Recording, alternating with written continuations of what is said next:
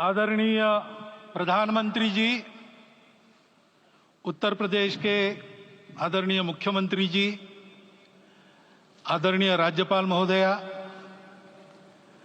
देश के आज विद्यमान सभी पंथ संप्रदायों का प्रतिनिधित्व करने वाले हमारे संत ऋषि आचार्य गण और समाज के सब स्तरों का प्रतिनिधित्व करने वाले निमंत्रित महानुभाव, आज का आनंद शब्दों में वर्णनातीत है और उसके वर्णन करने का प्रयास इसके पहले के वक्तव्यों में अच्छा हो गया है। यह भी बता दिया गया है और हम जानते भी हैं कि आज अयोध्या में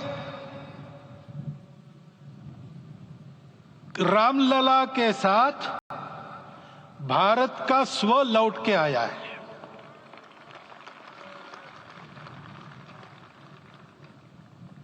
और संपूर्ण विश्व को त्रासदी से राहत देने वाला एक नया भारत खड़ा होके रहेगा, इसका प्रतीक आज का कार्यक्रम बन गया है।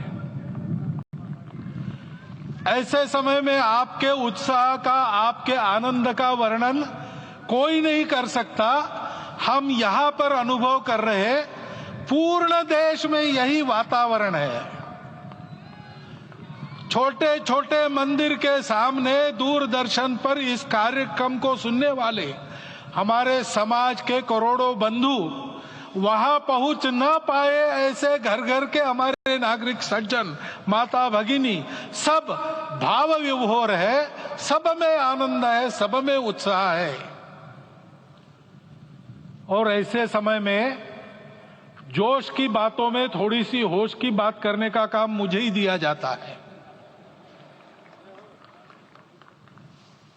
आज हमने सुना कि इस प्राण प्रतिष्ठा महोत्सव में पधारने के पूर्व प्रधानमंत्री जी ने कठोर व्रत रखा। जितना कठोर व्रत रखने को कहा था, उससे कई गुना अधिक कठोर व्रताचरण उन्होंने किया। मेरे पुराना उनसे परिचय है, मैं जानता हूं वो तपस्वी है ही, परंतु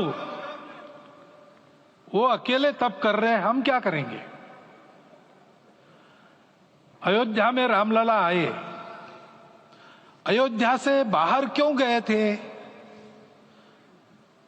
रामायण में क्यों गए थे बाहर,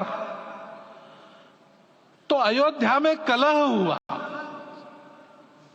अयोध्या उस पुरी का नाम है जिसमें कोई द्वंद्व नहीं, जिसमें कोई कलह नहीं, जिसमें कोई दुविधा नहीं। वो हुआ 14 वर्ष वनवास में गए। वो सब ठीक होने के बाद दुनिया के कलह को मिटा के वापिस आए। आज रामलला वापस फिर से आए हैं 500 साल के बाद। जिनके त्याग, तपस्या, प्रयासों से ये सोने का दिन आज हम देख रहे, सुवर्ण दिवस देख रहे, उनका स्मरण प्राण प्रतिष्ठा के संकल्प में हम लोगों ने कहा, आपने सुना होगा, स्मरण किया। उनकी तपस्या को, उनके त्याग को, उनके परिश्रम को शत बार, सहस्त्र बार, कोटि बार नमन है। रामलला के यहां इस युग में आज के दिन फिर वापस आने का इतिहास जो जो श्रवण करेगा वो राष्ट्र के लिए कर्म प्रवण होगा और उसके राष्ट्र का सब दुख दैन्य हरण होगा। इस इतिहास का सामर्थ्य है, परंतु उसमें हमारे लिए कर्तव्य का आदेश भी है।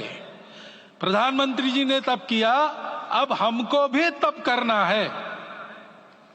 राम राज्य आने वाला है, वो कैसा था, दैहिक दैविक भौतिक तापा, राम राज नहीं कहु व्यापा, सब नर करहि परस्पर प्रीति, चलहि स्वधर्म निरत श्रुति नीति, सब निर्दंभ धर्म रत पुनि, नर अरु नारी चतुर सब गुनी, सब गुणज्ञ पंडित सब ज्ञानी, सब कृतज्ञ नहीं कपट सयानी।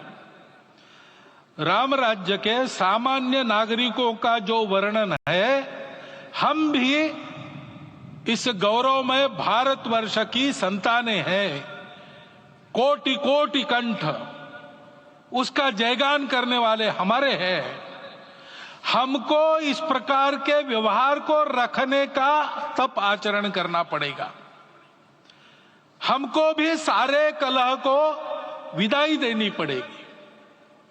छोटे छोटे परस्पर मत रहते हैं, छोटे छोटे विवाद रहते हैं, उसको लेकर लड़ाई करने की आदत छोड़ देनी पड़ेगी। आखिर है क्या? ये बात बताई वो सामान्य नागरिक कैसे थे? निर्दंभ,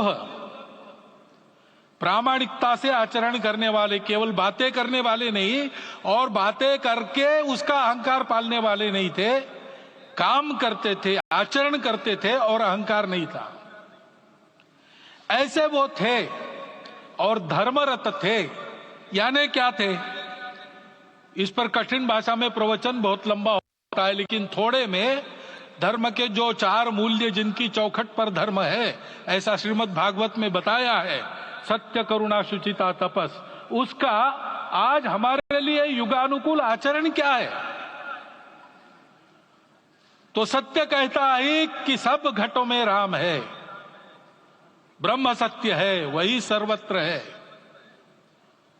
तो हमको ये जानकर आपस में समन्वय से चलना होगा, क्योंकि हम चलते हैं, सबके लिए चलते हैं, सब हमारे हैं, इसलिए हम चल पाते हैं।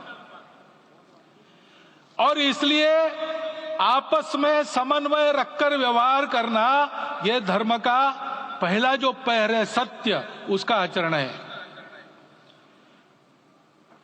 करुणा दूसरा कदम है, उसका आचरण है सेवा और परोपकार।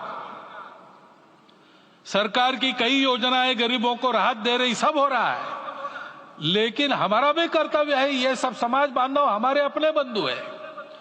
तो जहां हमको दुख दिखता है, पीड़ा दिखती है, वहां हम दौड़ जाए, सेवा करें, दोनों हाथों से कमाएं, अपने लिए न्यूनतम आवश्यक रखकर बाकी सारा वापस दे, सेवा और परोपकार के माध्यम से।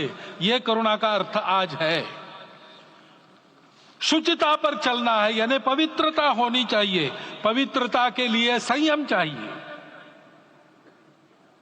अपने को रोकना है। सब अपनी इच्छाएं, सब अपने मत, सब अपनी बातें ठीक होंगी ही ऐसा नहीं, और होगी तो भी अन्यों के भी मत है, अन्यों की भी इच्छाएं हैं।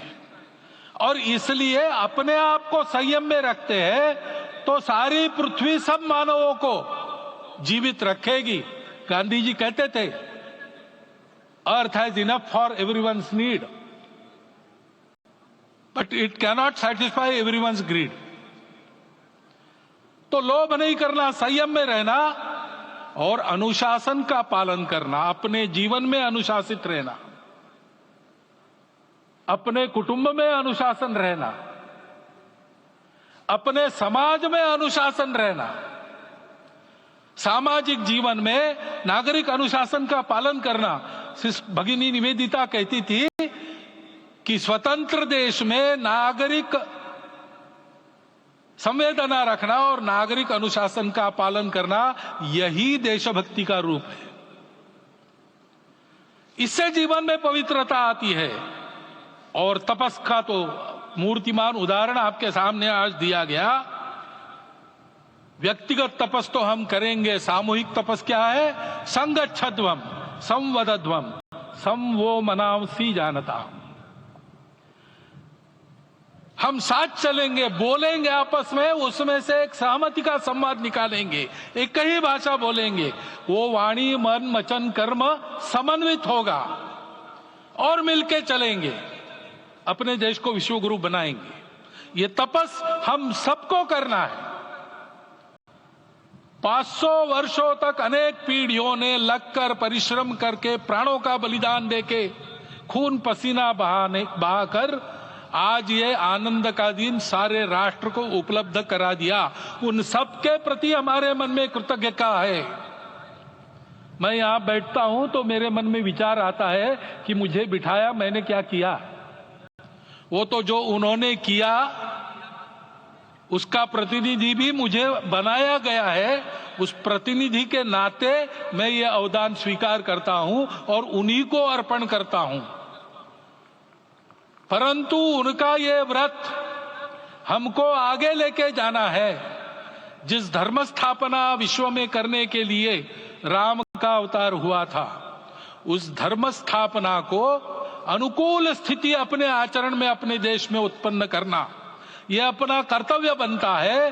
रामलला आए हैं हमारे मन को आह्लादित करने के लिए, उत्साही करने के लिए, प्रेरणा देने के लिए, साथ साथ इस कर्तव्य की याद दिलाकर उसमें कृति प्रवण करने के लिए आए हैं। उनका आदेश सर पे लेके हम यहां से जाए। सब लोग तो यहां आ नहीं सके, लेकिन वो सुन रहे, देख रहे।